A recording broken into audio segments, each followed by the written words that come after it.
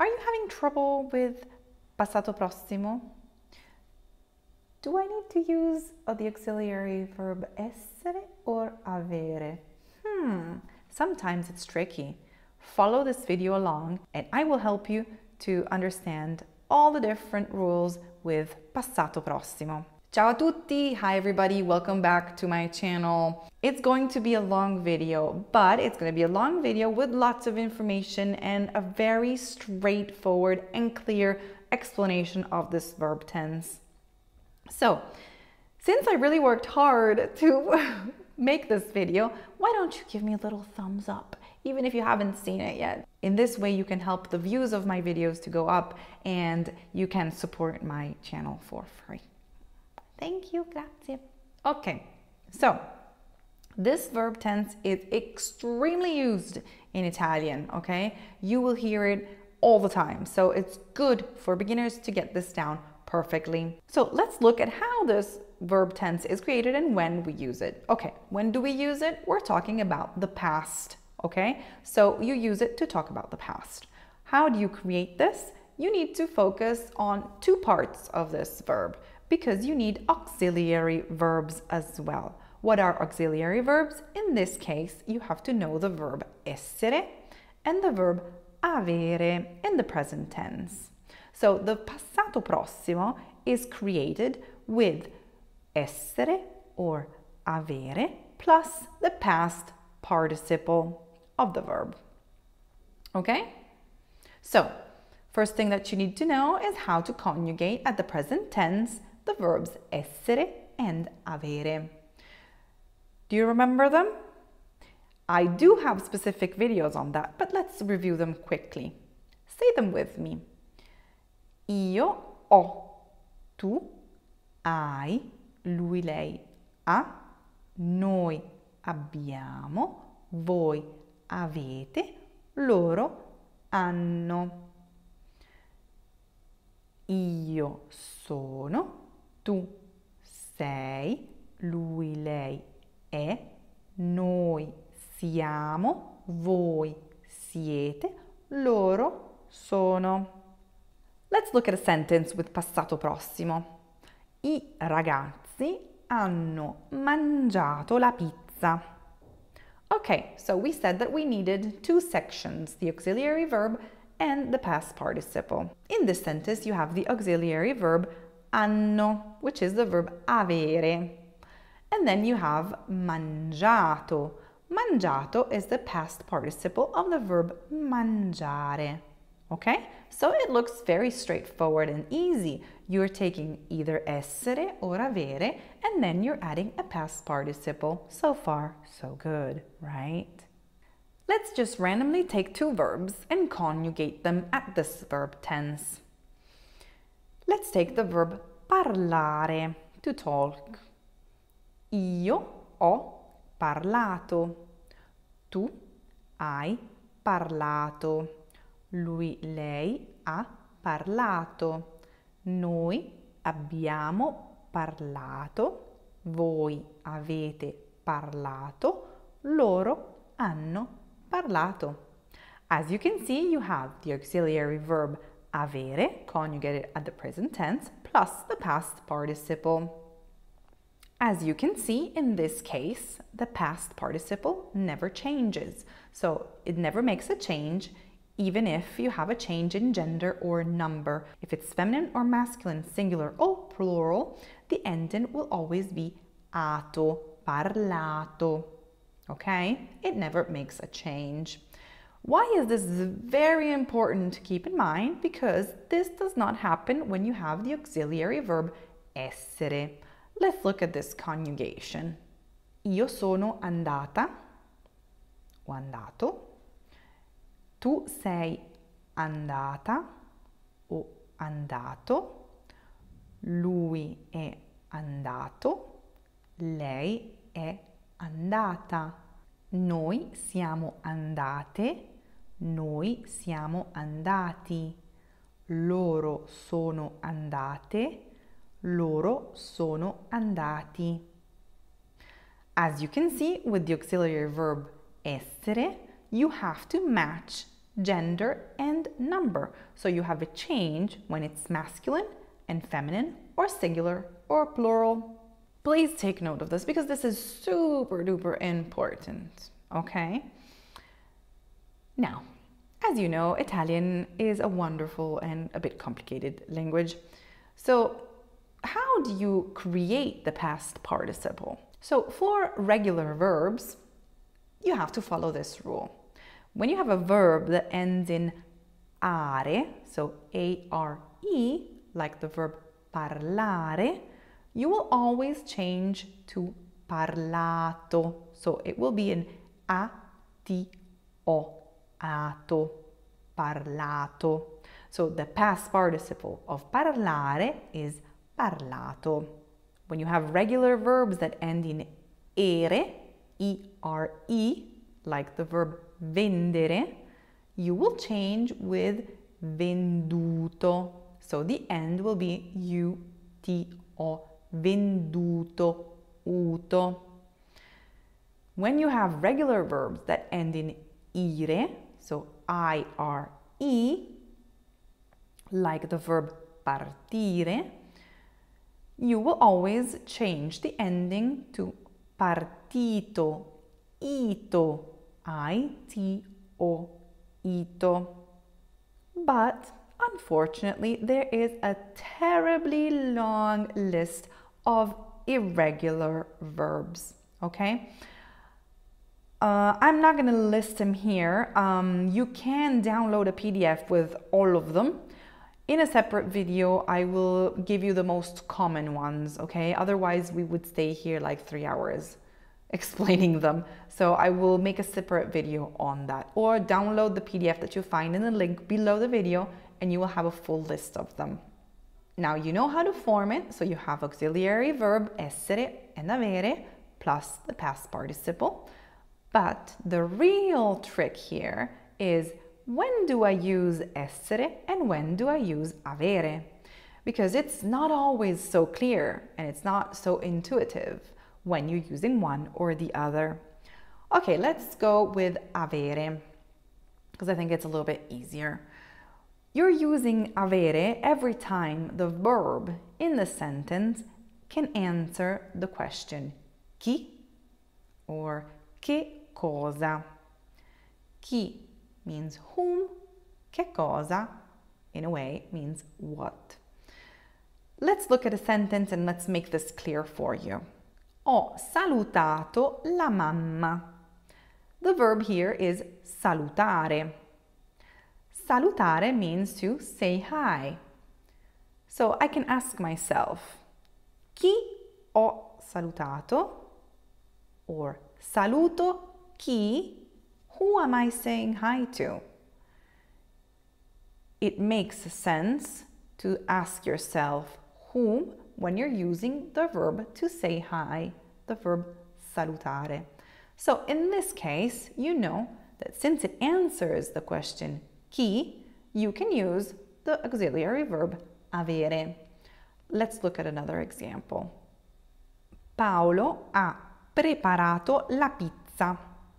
The verb here is preparare, to prepare, to make. Can I ask myself with this verb, chi o che cosa? Chi? Not really.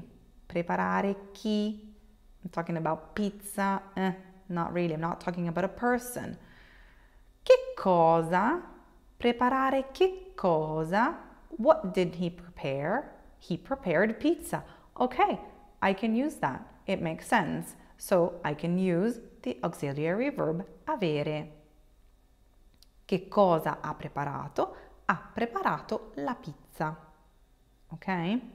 Okay, now I know that you want to scream, yell, and like jump out of the window right now, but keep in mind that these are grammar rules. And as with all the grammar rules, the more you're using sentences with these verb tenses, the easier it will be for you. because you're no longer going to be thinking about which auxiliary verb you're going to use. You're just simply going to use it because it's inside you. You know which one to use. So it's important to know the rule, but it's super important to create sentences that already have those verbs inside it. I really suggest to create sentences that you could potentially use in everyday life situations.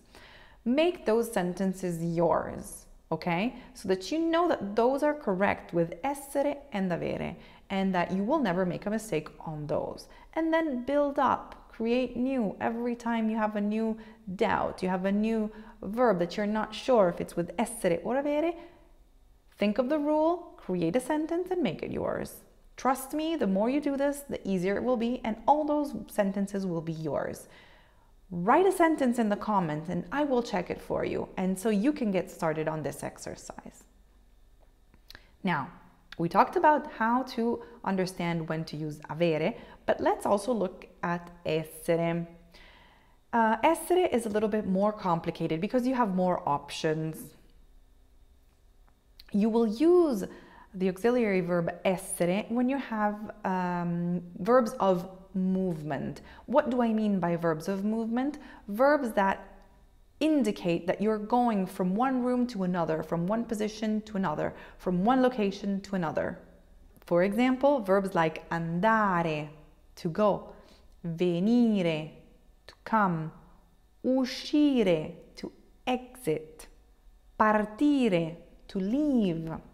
You're always going to use the auxiliary verb essere when you have reflexive verbs like farsi, divertirsi, lavarsi, prepararsi. For example, mi sono preparata per uscire. Mi sono fatta una doccia. Okay? So with reflexive verbs, you're always going to use essere. There is actually a little visual aid that is called la casa di essere, the house of essere, which is a very interesting and fun little visual aid that can help you to remember when you're using the auxiliary verb essere.